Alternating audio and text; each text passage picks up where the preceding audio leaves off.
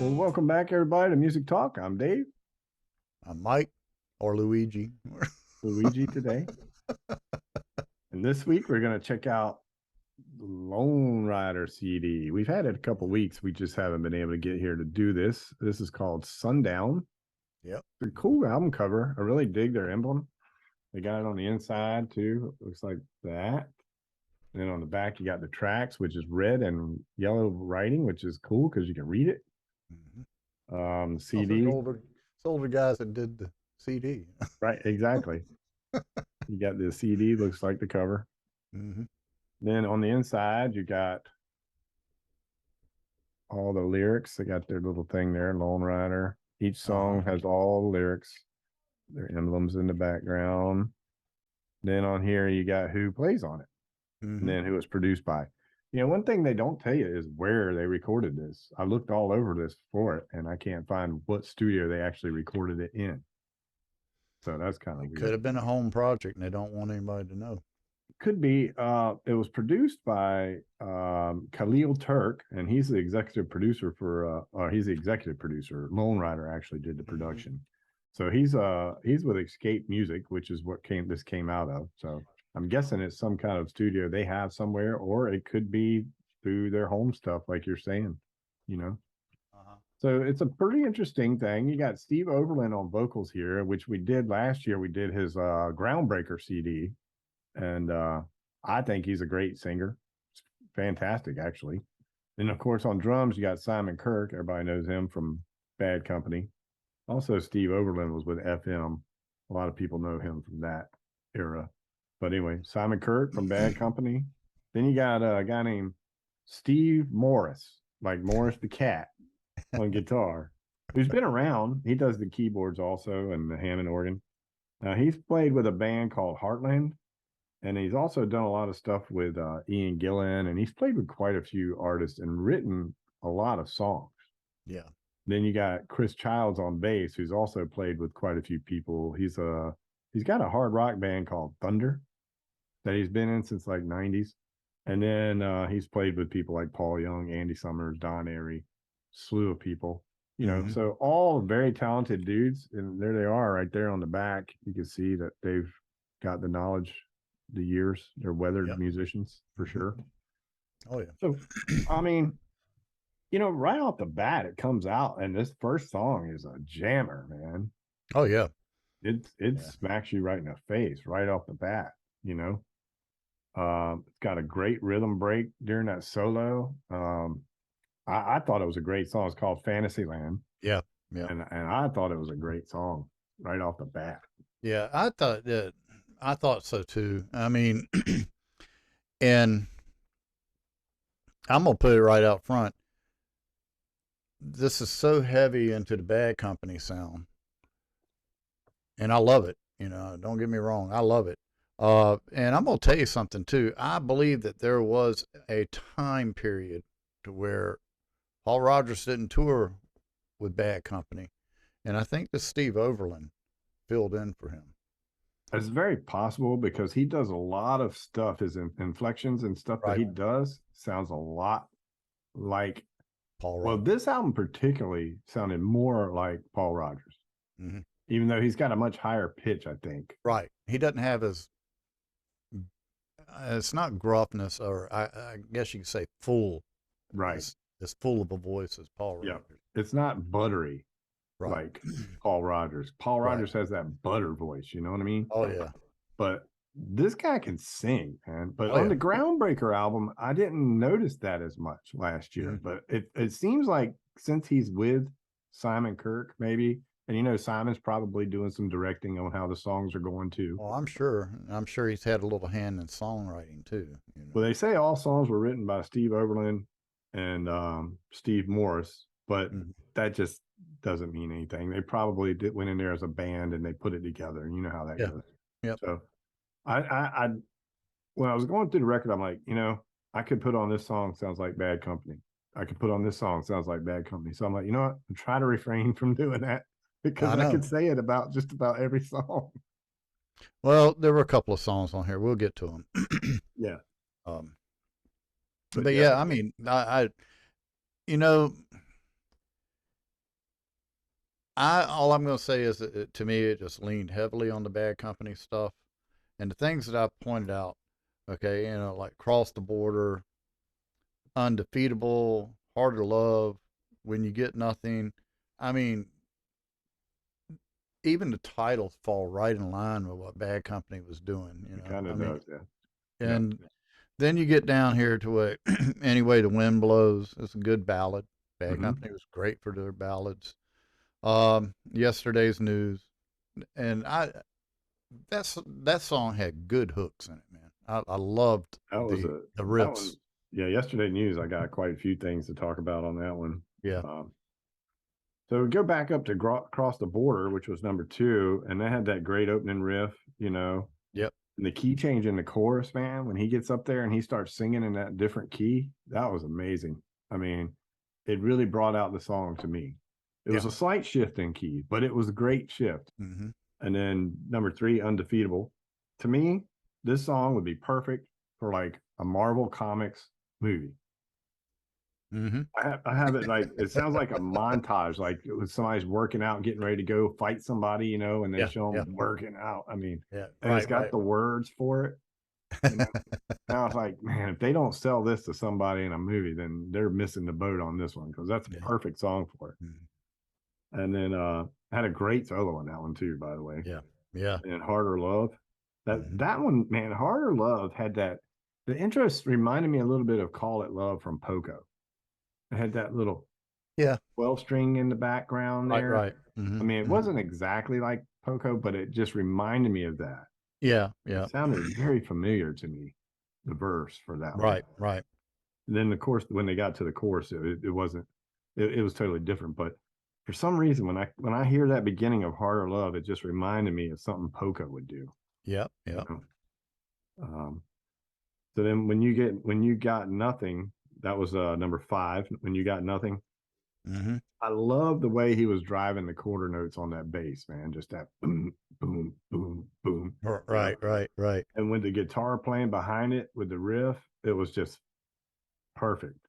And then they did that breakdown in the middle right before the solo, which was like super. I really loved Mm-hmm. that, man. Mm-hmm. Mm-hmm. Anyway, the wind blows. You were just talking about that as being a ballad. Mm-hmm. Of course, it's got the acoustic thing. And Yep. then when he goes into that, I wish you well, man, that was so great. And then the bass is playing these great notes in there at the same time, following the vocal line. Right. Right. And man, and then it had a great ending. I love the way it ended because he was singing that verse, and as the verse was fading, he came right, or the chorus was fading, he came right in with that last piece and Right. ended Right. it. And I was like, man, that was perfect ending. Right. So I really like that song. Mm-hmm. Um, then yesterday's news, that was the gritty rocker there, and that Yeah. guitar tone was fantastic. Oh yeah, I loved everything about the song. I mean, the hooks caught me right off the bat. I mean, it's one of those songs that you will catch Hmm. yourself humming Yep, years from now. exactly, man.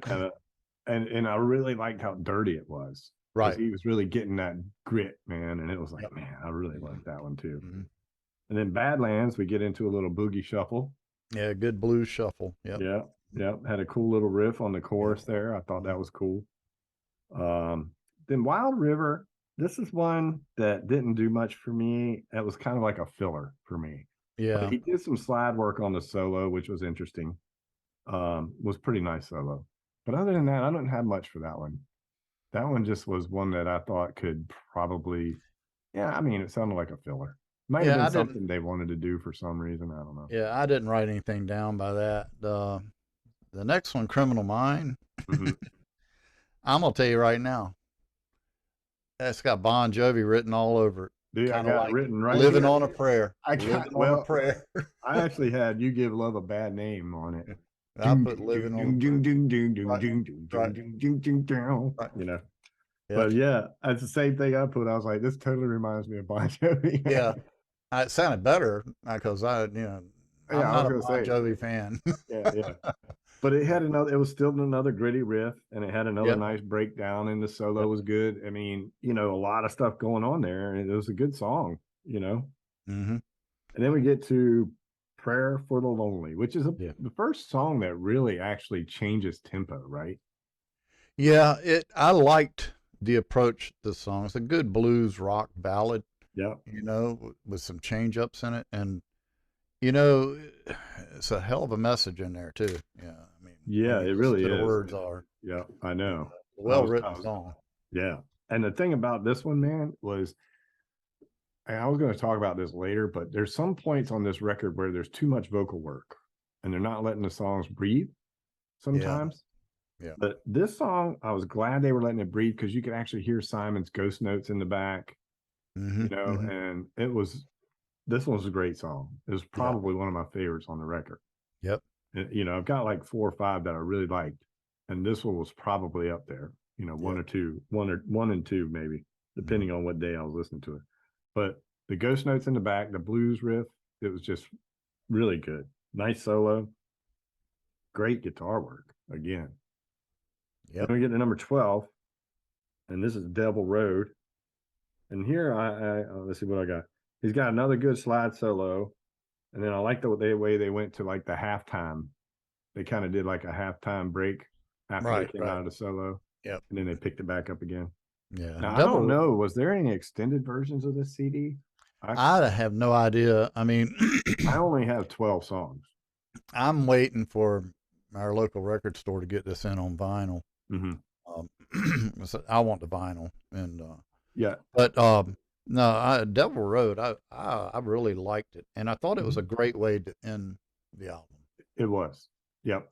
And it's kind of like a traveling song even, because I mean you put that in, you hit the road. Yep. And I agree with you. It was a really good way to end the record because now you're like, man, wish they had one more. Mm-hmm. Wish they had one more song. You know what I mean? Because a lot of times when you get through 12 songs, you really don't want to hear much more Yeah. on some of these CDs we've been hearing. But this particular CD, man, I was like, man, I would like to have had one more because they ended it. There was a couple times in the middle where it kind of sounded similar. Songs were sounding similar, to each other. Mm-hmm. But man, when they got down to Criminal Mind, Prayer for the Lonely, and Devil Road, those three right there in a row, that's like a great ending to a record. Yeah. And you had the bookmark, the what do you call them? The bookends with Fantasyland and Across the Border. Mm-hmm. You had two great ones to start with, 3 great ones to end it, and you Yep. scatter in some good songs in the middle. And I mean, man, it was great. It's, It was a great record. yeah, I did not get tired of listening to this album at all. I didn't listen to it as much as I wanted to, Mm-hmm. but I never got tired of it. I mean, I never wanted to skip through a song, because it didn't it didn't bore me.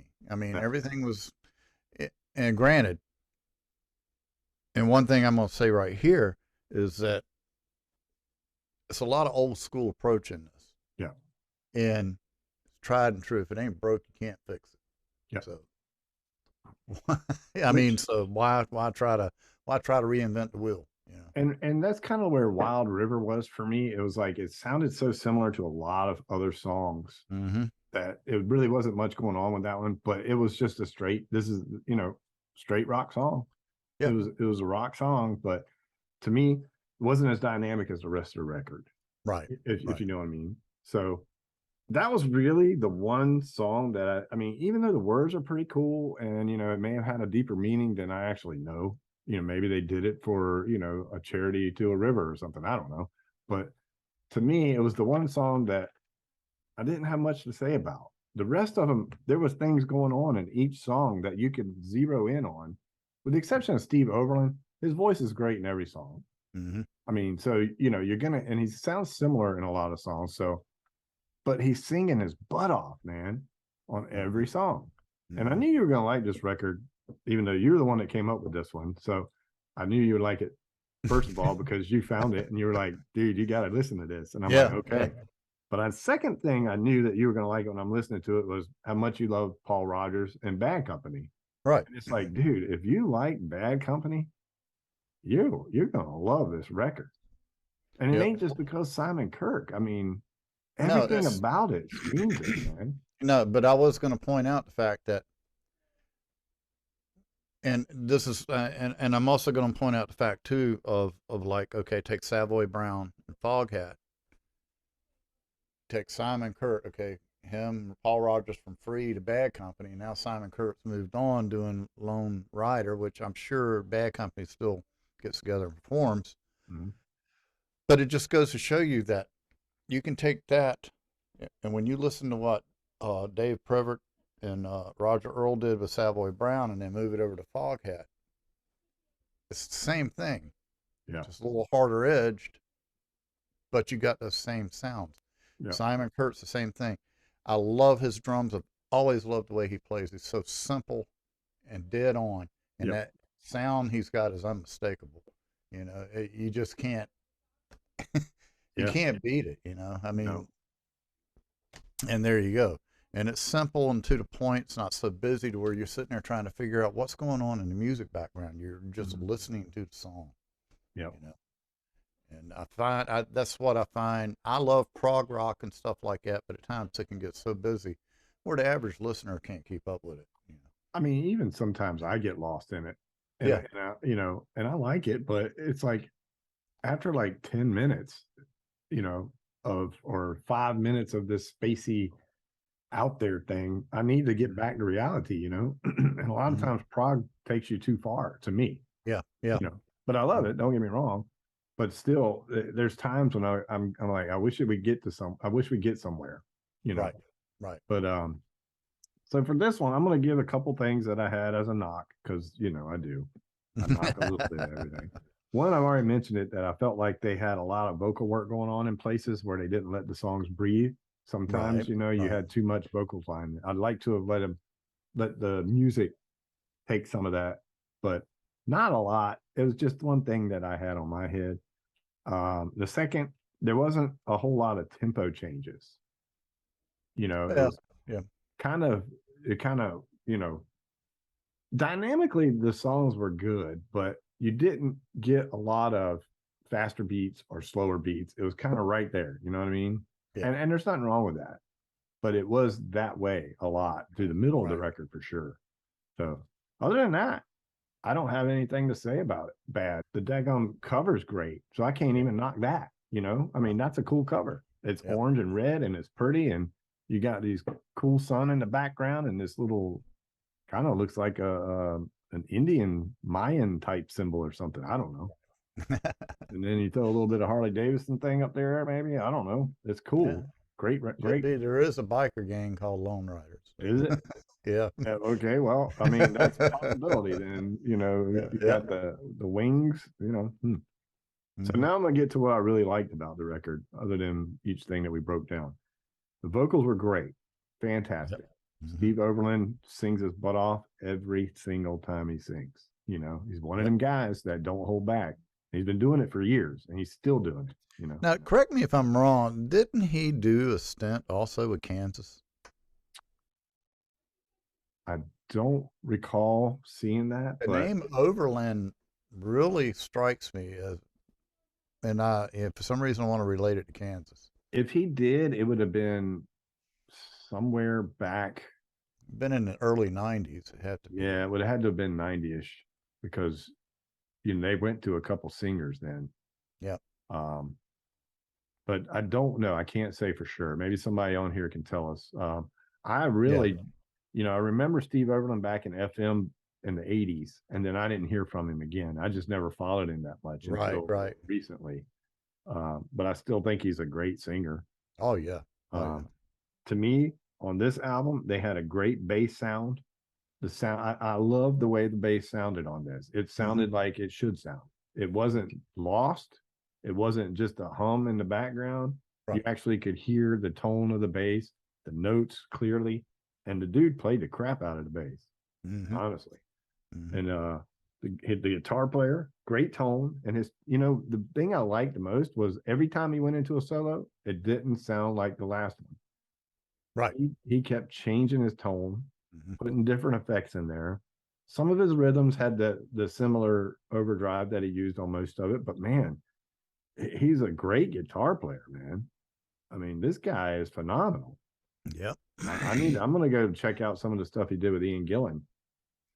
Oh yeah. Because I think it's gonna, I mean, now that I know who he is, because he's been around, Mm-hmm. So I'm going to go back and see what he did with Ian Gillan, because I can imagine that had to be good stuff. And then, of course, I don't even have to say this, but the drums sounded awesome. Yeah. There was nothing wrong with the drum sound. Mm-mm. This one at all. No. Everything was clear. Yep. The Be hard hi pressed, the hi-hat cymbals all rang through. Yep. And when you were listening to it, you could tell it was a real drum set. Right. Right. And Yeah. how many times do we have that discussion? Well, he Simon Kurt's a master, and I've listened to him for years, through the movements that he went through with Free and with Bad Company, and he is a master of taking a song and slowing it down and pushing it, and you can really feel it, especially if you start listening for it. You can hear it, and that's what gives it that element of being human. Yep. Click tracks are one thing, I mean, they're there to keep you honest, Mm-hmm. but when you start locking into the point to where that click track is ruling everything you're doing, then you just may as well use a drum machine, because Yeah. in one sense you're losing dynamics by trying to stay on top of the click track, And I and guess you start playing with the same attack, and it just it and that's when your dynamics start going away. You can't change up your right. feel, your touch, and stuff like that, because things don't happen the same way when you lighten up. Right. And I guess right here is probably a good time for me to say that the whole album ain't like the same tempo. It's not like it's all at 120 beats per second and that's it. Right. I mean, it does go up and down a little bit, but it's Yeah. not a drastic change in tempos. Right. You know what I mean? Yeah. So it's kind of a 4/4 all the way through. Mm-hmm. And there's nothing wrong with it. So, but when you started talking about how Simon Kurt can do that to a song, and his feel makes him so much better. And in fact, he even starts a couple of songs the same way he started songs in other bands that he's been in, Yep. with his intros. And you can tell it's him as soon as he hits it. It's like, oh yeah, that's Simon, Yep. But the production I thought was great on here. It was 49 minutes. For some reason, I thought it was longer than that, because I remember telling you the other day that I thought it was kind of a long CD, but it really isn't. It's only 49 minutes for 12 songs. Right. So, a couple of them are less than 4 minutes. And I think the longest song on here is 5 minutes. Mm-hmm. So, and that was probably that blues one. Yeah. Which one was You're that? talking about the prayer for the lonely. Yeah. For the lonely. Yep. Excuse me. So yeah, I think that was probably the longest one on here. So anyway, I don't know. You got anything you want to add on this? I know I've been No, talking there's a not lot. really a whole lot I can add to it, other than I think people be doing themselves a favor to go out and get a copy of this. For sure, man. Put it in their collection, because it will not get old. And a lot of people I know don't even know who Steve Overland is. Yeah. Oh, I know. And until we did that Groundbreaker CD last year, I mean, if anybody that listens to us went out and listened to Steve Overland, they were probably like, wow, where's this guy been? Right. Even though he's been around, we just never hear anything, because he's one of those guys that doesn't have the fame, but man, he should. Yep. Yep. That's true. Hopefully this album will bring a good something good for him. I mean, there's a lot of songs they should be playing these on the radio. Oh, I know. Well, After see, CD. Yeah. Well, we're in the TikTok generation now. Yeah. Radio doesn't sell anymore. So yeah, unfortunately. So you want to hear some live music, get out there and support artists. Go to a club. I don't care if it's a piano bar. I don't care if it's a solo artist. Just go out and support the artist, because these little 30-second interludes is ruining life, and everybody's moving too fast, and everybody needs to slow down, take a deep breath, and enjoy life. Get back to gatherings and going and hanging out at concerts and then having a good time. Socializing. Yep. Well, I'm giving this one an 8.2. Mm-hmm. I liked it, man. I liked it a lot. Yeah, 8.2 is not low. I want everybody to know 8.2 is not low. I'm gonna throw an 8.5 at it. 8.5. Yep. Yeah, I'll probably, the more I listen to it, the more I like it. Like today, when I was listening to it, I put on the headphones and got really into it today. Mm-hmm. Man, it sounded so good. Oh yeah. In the headphones, I was like, man, this is fantastic. Yep. And you could hear a lot of the keyboard stuff and the Hammond in the background that I was missing listening to it open, in the Yeah. car and stuff. Yeah. But man, I mean, I was totally impressed with Steve Morse, spelled like the Mhm. cat, and and Chris Childs, man. I thought he was a great bass player. I mean, them two worked together so well that it was easy for Simon Kirk to just sit back there and do what he does. Yeah. Mhm. Because I mean, Yeah. the groove was there, and even the times when they did those breakdowns with Chris Childs and Simon Kirk, it was spot on. Mhm. It's like Mhm. that's all you could ever ask for a bass player. Yeah, one thing I was thinking before I started looking up who was on the album, I mean, I knew right from the get go it was Simon Kurt was on there. Mm. But I kind of figured when I was listening to it, I'm like, wow, these probably some of the guys that are playing with the Bad Company situation, backup players. But Could be. I'm not too sure about that. I really didn't do that in depth of a research on it. But I'm telling you right now, the minute I put this on, it just hit me in the face. It's like, I could hear Paul Rogers singing every one of these songs. That first song for sure, man. Oh, yeah. I was like, holy cow, man, this is Yeah. good. This is good. Yeah. That Mhm. first song is really good, you know. But like I say, I'm giving it an 8.5, Yeah. and I hope everybody can run out there and get them a copy. Yeah. I mean, you will not be disappointed. It's one of those records that I'm glad I bought, and I'm not going Yeah. to return it to the record store and get something else like half these CDs that I'm going to do, you know. I mean, I do pay for them because I want to Yeah. give the band a support. If I'm going to review their CD, at least I could do is buy it. Yeah. But I'm going to go trade some of them in because I just hate them. Unless somebody wants me to give them one, y'all can come on here and comment of which one of these CDs that I've given a 5 or below, or even a 7 or below. I'll be There's a, glad to send it to you. there's a Um, couple. There's a couple I'd like to send back, but yeah, yeah. I mean, I've probably got at least 10 that I'd be willing to throw people. You know, just come on here, give me a comment, tell me, hey, I'd like to have that CD, and if we pick you, I'll email you. You send me somewhere to send it, and I'll send it to you. No charge. there you No charge.